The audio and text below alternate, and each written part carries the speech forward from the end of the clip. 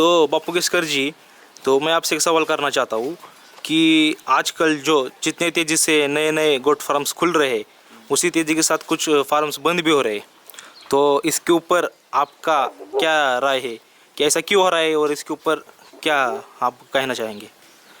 देखिए नवाज भाई, बहुत अच्छा क्वेश्चन है। आप जो कह रहे हो बिल्कुल सही बात है। 100 में से 90 फार्म आजकल बंद होते हैं। उसके पीछे का रीज़न मैं तो ये कहूँगा कि लोगों को बहुत जल्दी पैसा चाहिए इस बिजनेस में। जैसे मान लो आज आपने उसमें इन्वेस्टमेंट किया तो आपको 2 या 3 महीने में उसमें से रिटर्न आना चाहिए, जैसा कि बिल्कुल नहीं होता। इसको आपको स्ट्रगल करना पड़ता है कम से कम 2 से ढाई साल तक। इस बिज़नेस में आप अगर आज पैसा लगाओगे तो आपका इनकम जो है वो कम से कम 2 साल के बाद चालू हो जाता है, शुरू हो जाता है। तब तक आपको पेशेंस रहने चाहिए इस बिज़नेस में। इसलिए मैं तो शुरुआत में ही कहता हूँ कि आपको 2 ढाई साल जो है आपके, वो आपको स्टडी के लिए है। तो कम से कम इन्वेस्टमेंट में आप उसमें से ज़्यादा स्टडी कर लो। बहुत कुछ बातें सीखने वाली है। हाँ, ऊपर ऊपर जितना आपको ये आसान लगता है ना बिज़नेस, बहुत क्रिटिकल है। बहुत सीखने वाली बातें हैं, बहुत कुछ उसमें अभी डेवलप होता जा रहा है। स्टॉल फीड का जो बिज़नेस है मेरे ख्याल से अभी एक 5-10 साल से ही उसमें लोग इन्वेस्टमेंट कर रहे हैं या स्टार्टिंग के। इसके पिछला बिजनेस कैसा था कि लोग बकरी के ऊपर कुछ खर्चा नहीं करते थे, ताकि खेत में से घुमा के वहाँ का चारा खा के घर में ला के, यानी एक आदमी 50 से 100 बकरी संभाल के लाता था और उसका जो बच्चा है वो स्लॉटर के लिए बेचता था।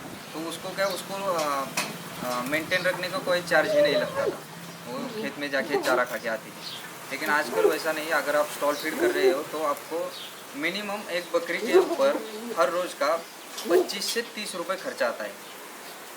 तो आपको हिसाब रखना चाहिए कि वो आपने कितना खर्चा करते हो बकरी के ऊपर, उसमें से आपको इनकम कितनी आती है। तो उस हिसाब से आपको ब्रीड में इन्वेस्टमेंट करनी चाहिए कि कौन सी बकरी का कितना वेट गेन है। अगर मान लो हमारे यहाँ की उस्मानाबाद आबादी जो ब्रीड है वो बहुत फेमस है, बहुत, यानी कि मान लो कि हमारे यहाँ का ब्लैक डायमंड बोलते हैं उसको। वैसे बंगाल का ब्लैक बंगाल है, उसको भी, वो भी बकरी बहुत अच्छी है। लेकिन अगर उसका हम करेंगे स्टॉल फीड में, उसको रखेंगे तो उसका ऊपर जो खर्चा करेंगे और उसका जो उसके पैसा आएगा उसका कुछ तालमेल ही नहीं मिलता। तो आपको ब्रीड के, क्योंकि देखो उस्मानाबादी का पर डे ग्रोथ है 50 से 100 ग्राम तक। यानी कि मान लो आप 100 ग्राम आपका बच्चा अगर पर डे बढ़ रहा है और बकरी और बच्चे का दोनों का मिला के आपको 30 रुपये खर्चा आ रहा है, और आपका इनकम जो है 100 ग्राम से कितना आएगा आपको, 30-35 रुपये। तो आपको ये नहीं होगा ना उसमें, इन आपको मुनाफा कुछ भी नहीं रहेगा। उतना ही खर्चा होगा और उतना ही उसमें से मुनाफा आएगा। तो आप एक बात, ब्रीड सिलेक्शन अच्छी कर लो जो कम से कम 200 से 250 ग्राम पर डे उसके बच्चों का ग्रोथ हो। ये बात भी बहुत मायने रखती है। अगर नया फार्म कोई शुरू कर लेना चाहता है तो हमारे यहाँ तो बहुत सारे लोग उस्मानाबादी से स्टार्ट करते हैं और बहुत जल्दी ही बंद कर लेते हैं। बहुत 8-10 साल से मैं यही देख रहा हूँ, उनका कभी भी मुनाफे में फार्म गया ही नहीं। उसके ऊपर का यही रीज़न है। और दूसरी बात ये है कि जो हमारा अपनी जो उस्मानाबादी है वो बहुत अच्छी नस्ल है, लेकिन उसको ग्रेजिंग घुमा के आप लेके आओ वो बहुत अच्छी है। उसके ऊपर खर्चा कम कर दो, चारे का जो स्टॉल फीड मिलता रहता है। तो नए लोग तो यही से गलत हो जाते हैं ब्रीड सिलेक्शन से। और बात रहती है शेड में इन्वेस्टमेंट कितना करना चाहिए, तो वहाँ भी नए लोग बहुत दिक्कत में आते हैं। बहुत कॉस्टली शेड बनाते हैं जो कि कोई आपको पैसा देने वाला नहीं रहता है। तो उसमें भी आपको कम लागत करनी चाहिए शेड में। और बात रहती है कि प्रॉपर नॉलेज नहीं रहती। जो मैं शुरुआत से एक बात कह रहा हूँ कि आप कम बकरी से शुरुआत करो और 2-2.5 साल आपको स्टडी के लिए रखो। वो इसी हिसाब से कि आपको बकरी कैसी है, वो क्या खाना पसंद करती है, वो क्या खाना चाहती है, वो आप अवेलेबल कर सकते हो या नहीं, आप कितना टाइम उस बकरी फार्म के लिए देना चाहते हो, कितना दे सकते हो, ये सारी बातें आपको सीखनी है 2-2.5 साल में। अगर पॉसिबल लगे तभी 2-2.5 साल के बाद आप फार्म बढ़ाने का सोच लेना। तब तक तो खाली स्टडी करना। ये नहीं कि मैं अगर देखो नवाज भाई क्या यूट्यूब का ये बहुत बड़ा बन चुका है। यहाँ पे कोई भी कुछ भी दिखाता है और कुछ भी बताता है, लोग सच मान लेते हैं। ऐसा नहीं होता। आप फार्मर से डायरेक्टली जाके मिलो, उनका फार्म देखो, उनकी बकरियाँ देखो और वो किस मार्केट के लिए माल बनाते हैं वो भी देख लो, तभी वो मुनाफे में रहेंगे। जैसे मान लो मैं अभी तक मैंने स्लॉटर के लिए कुछ भी नहीं बेचा, खाली ब्रीडिंग के लिए बेचता हूँ, ज़्यादा पैसे में बेचता हूँ। हर एक एनिमल मेरे पास 20,000 के ऊपर से जाता है। मेरा खर्चा आता है एनिमल बनाने के लिए 10,000 मान लो, तो 10,000 एक एनिमल में मुझको बचता है ब्रीडिंग के लिए। अगर वही मैं एनिमल कटिंग के लिए बेचूँगा तो मुझको आएगा 10,000 और ख़र्चा ही उतना ही रहेगा मेरा उस एनिमल के ऊपर। तो मैं मुनाफे में कैसे जा सकता हूँ? ये भी नए फार्मर को सोच लेने वाली बात है। अब अगर आप कौन से मार्केट के लिए अपना, और नए फार्मर में एक बड़ी दिक्कत ये रहती है कि उनको प्रॉपरली मैनेजमेंट ही पता नहीं रहता और वो पता कर लेना भी नहीं चाहते। वो मानते हैं कि बकरी को 4 kg पर बकरी को चारा लगता है, उस हिसाब से वो डालती है।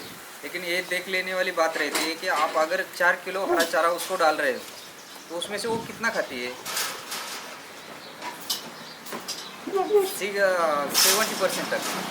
70% तक वही हरा चारा में से वो बाकी का जो रहता है जाड़ा वो नहीं खाती। वो जो उसमें से अच्छी अच्छी चीज़ें है वो खा लेती है।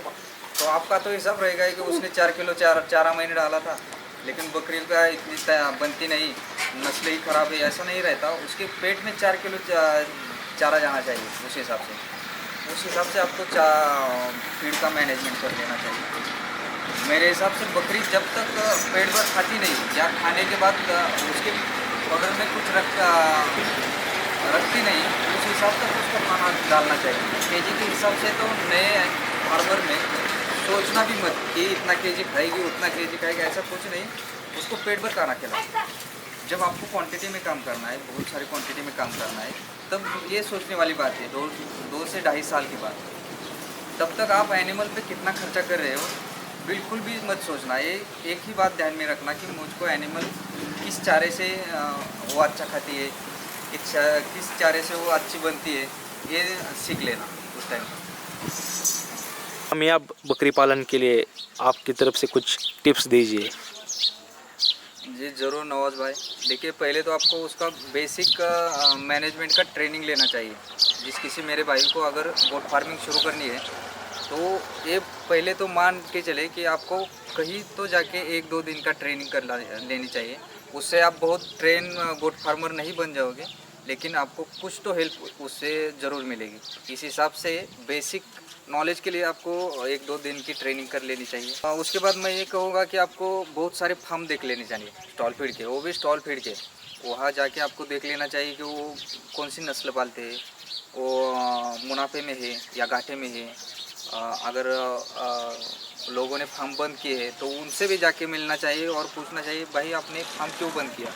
1-2 बार कहेगा नहीं कहेगा, लेकिन वो ज़रूर आपको इन्फॉर्मेशन देगा कि उसके पीछे का रीज़न क्या था। तो खाली आपको वहाँ तक जाना ज़रूर चाहिए, सक्सेस फार्मर के पास भी जाना चाहिए। और आपको स्थायी रूप से जो इन्वेस्टमेंट है वो कम से कम रखनी चाहिए। ऐसा मान के चलो कि आपको कम से कम बकरी में से गोट फार्म स्टार्ट करना है। आपको गोट फार्मिंग की पूरी जानकारी रखनी चाहिए। जैसे सोशल मीडिया में जितनी मिलती है, किताबों में मिलती है, वो सब इंफॉर्मेशन आपको निकाल लेनी चाहिए। उस पर स्टडी करना चाहिए गोट फार्म शुरू करने से पहले। और एक बात ज़रूर कहना चाहूँगा कि आपको अच्छी और उचित सलाह दूसरों से ज़रूर लेनी चाहिए। ये बात भी ज़रूर आप ध्यान में रखो। ठीक है, थैंक यू सर, बहुत अच्छी इन्फॉर्मेशन दी आपने।